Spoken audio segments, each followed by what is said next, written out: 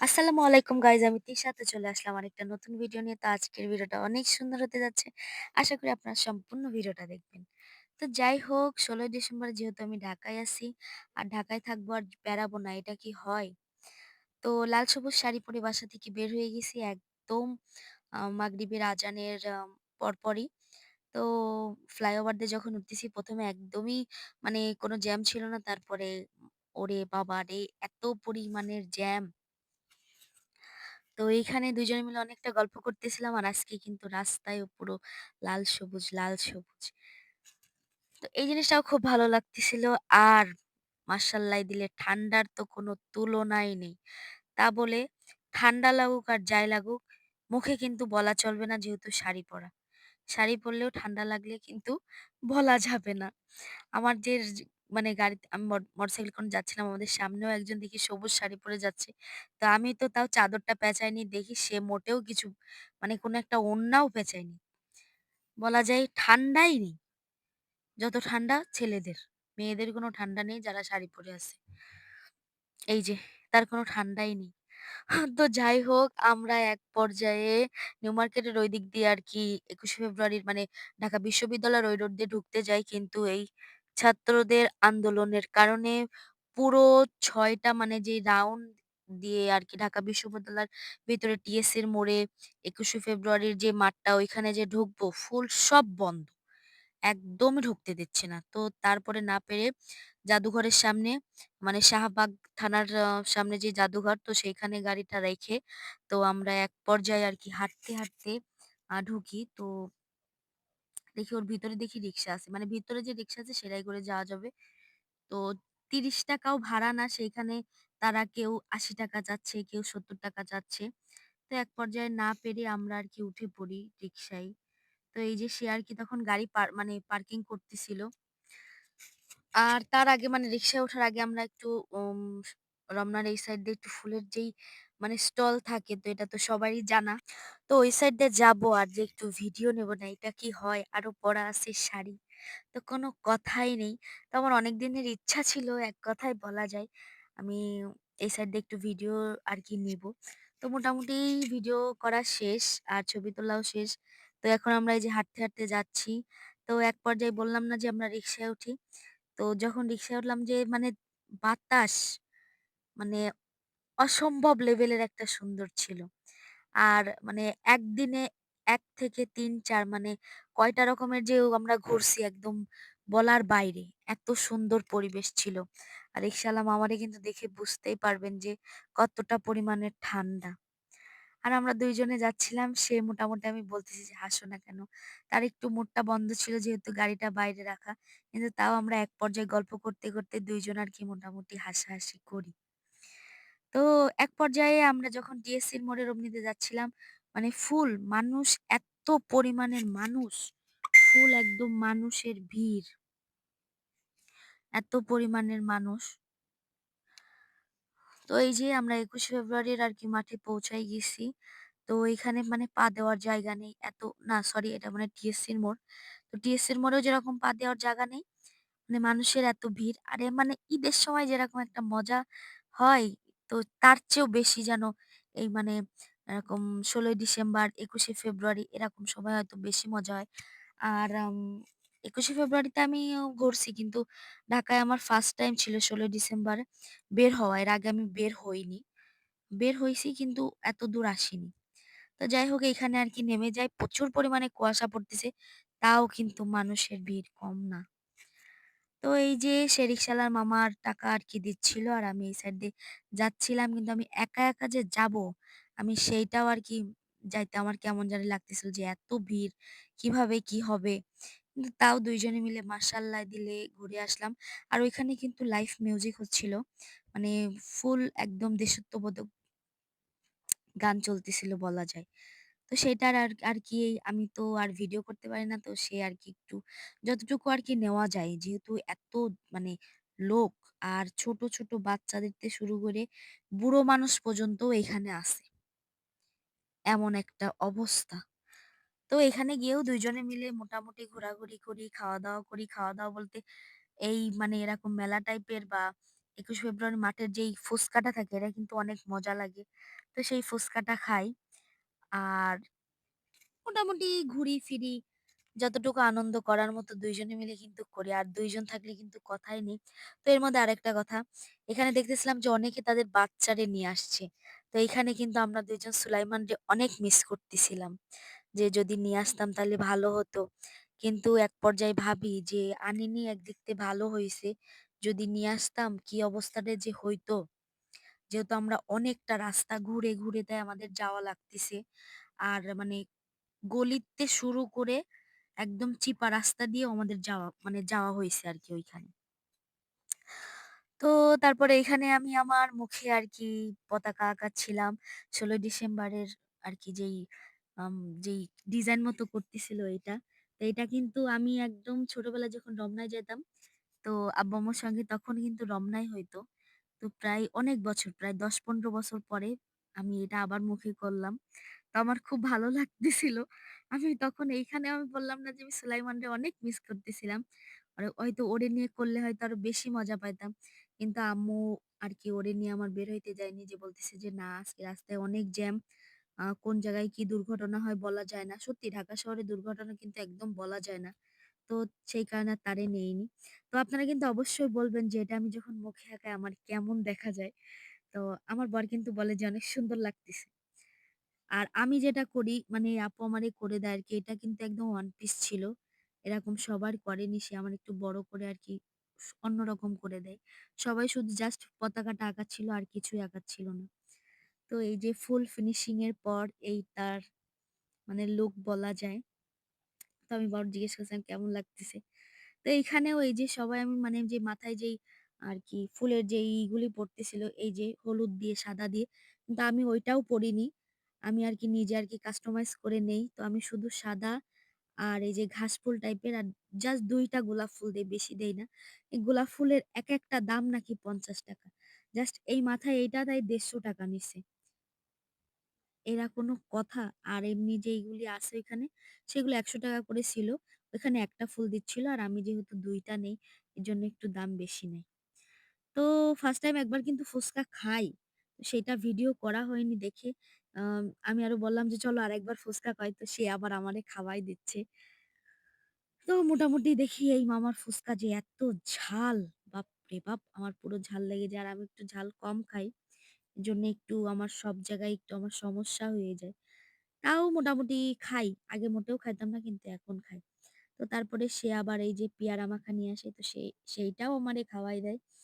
আর আমার জামাই যখন সুলাইমান আমাদের সাথে না থাকে সে যেন একটু আমার বেশি আরকি টেক কেয়ার করে বা আমার একটু মানে বেশিই খেয়াল রাখে। তো তারপরে এখানে বইয়ের স্টল ছিল, বই তো দেখিনি। নিজে, নিজে আরকি ওই সাইড থেকে ভিডিও নিচ্ছিলাম।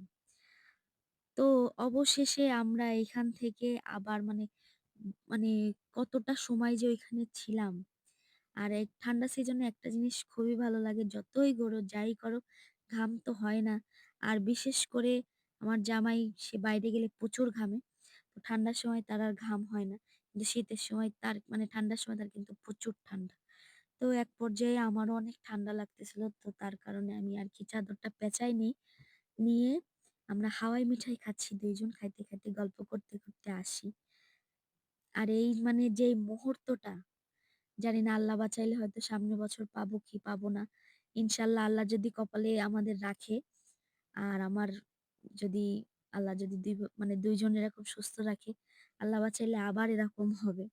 তো ঐদিন কিন্তু একটা না আমরা প্রায় ৩ টা জায়গায় গেছি। যেহেতু এখন ঢাকায় আবার হবে বাংলাদেশ মানে কনসার্ট হচ্ছিল। ওটার জন্য সংসদের সামনে। তো আমার টার্গেট ছিল আমরা ৯ টার দিকে ওইখানে আমরা যাবো। তো আমি সেই টার্গেট অনুযায়ী কিন্তু আমি যাই। সেটাও কিন্তু আপনারা দেখতে পারবেন। তো এই যে সে আবার তার ছেলের জন্যে আর ছোট শালার জন্যে আরকি ঢোল কিনতিছে। আর ঢোলটা ছিল এত জোরে মানে বাজতেছিল, বাসায় এনে তো ২ জন মহা খুশি। তো আমি কোন রকমে যখন ওইখান থেকে বের হচ্ছি, আম মানে ২১শে ফেব্রুয়ারি মাঠের ওইখান থেকে কিন্তু কোনো মানে স্বাভাবিক, বেশি একটা ঠান্ডা ছিল না। কিন্তু যখনই মানে রিক্সায় উঠি, বাবারে বাবা! এত ঠান্ডা! আর মানে রাত ৯ টার দিকে হয়তো ৯ টা তখনও মানুষ আসতেছে। মানে মানুষ ওইদিন কি আমি বুঝলাম না যে সারারাত কি মানুষ রাস্তায় থাকবে? এমন একটা পরিস্থিতি ঐদিন। কিন্তু ভালো আপনারা কোনো খারাপ কিছু না। আর সবাই দেখবেন জোড়ায়, জোড়ায় এই যে আবার একটু আগেও কিন্তু দেখলেন সবাই জোড়ায়, জোড়ায় আছে। আর প্রচুর মজা আর ঢাকা শহরে একদম সবাই ফ্রি মাইন্ডে আর কোনো মানে কারোর ভিতরে কোনো ভেদাভেদ নেই। রিক্শাওয়ালাতে শুরু করে মানে সরি ভ্যানওয়ালা বলবো না। একটু মধ্যবিত্ত, বড়লোক যাই বলি না কেন সবাই একদম একইভাবে চলতেছে। কারোর ভিতরে কোনো যেহেতু মানুষ চেনে না যেরকম দেশ গ্রামে ওর দিকে তাকায় হিংসাহিংসি করে, এখানে কিন্তু তেমন না। যে যার মতো ঘুরতে পারে। এটাই কিন্তু ভালো আমার মতে আরকি। তো যাই হোক আমরা এক পর্যায়ে বাসার দিকে চলে যাচ্ছি। আর বাসার দিকে যাচ্ছি কেননা এবার আমরা আরেক জায়গা যাবো। যেহেতু ৯ টার সময় আমার এক টার্গেট আছে। আমরা লাইভ কনসার্টে আরকি যাবো। তো কোনো রকমে যেহেতু শাড়ি পরে প্রচুর ঠান্ডা লাগতেছিল, হাত ২ টা যেমন বাতাসে মানে আমি তারে ধরে বসছি। মানে কি বলবো? আম উম যেরকম হাত পুড়ে যাওয়ার পরে যেরকম জ্বালা করে, তা ঠান্ডা বাতাস যখন হাতে লাগতেছে তা মনে হচ্ছে কি হাত এতটা পরিমাণে জ্বালা করতেছে মনে হচ্ছে হাত পুড়ে পুড়ে গেছে। পুড়ে যাওয়ার পরে যে জ্বালাটা অনুভব হয় সে একদম সেম ওরকম লাগতেছে। এত ঠান্ডা! তাই আমি মাঝে, মাঝে বলতেছি যে ঢাকায় যদি এই ঠান্ডা হয় তাহলে দেশের দিকের কি অবস্থা? আল্লাহ পাক সেই ভালো জানে। তো যাই হোক অনেক কথা বলতেছি আর আপনারা কিন্তু অবশ্যই যে যেখান থেকে আমার ভিডিওটা দেখতেছেন না কেন, Facebook থেকে দেখলে অবশ্যই ফলো করবেন, লাইক, কমেন্ট, শেয়ার করবেন। YouTube থেকে দেখলে কিন্তু অবশ্যই সাবস্ক্রাইব করবেন। তো এইবার কিন্তু আমরা চলে যাচ্ছি। অলরেডি আমি বাসা থেকে বের হয়ে শাড়িটা চেঞ্জ করে আমি এবার আমার কোটটা আরকি পরে নিই। তো এবার আমরা যাচ্ছি হচ্ছে সংসদের সামনে লাইভ কনসার্টে।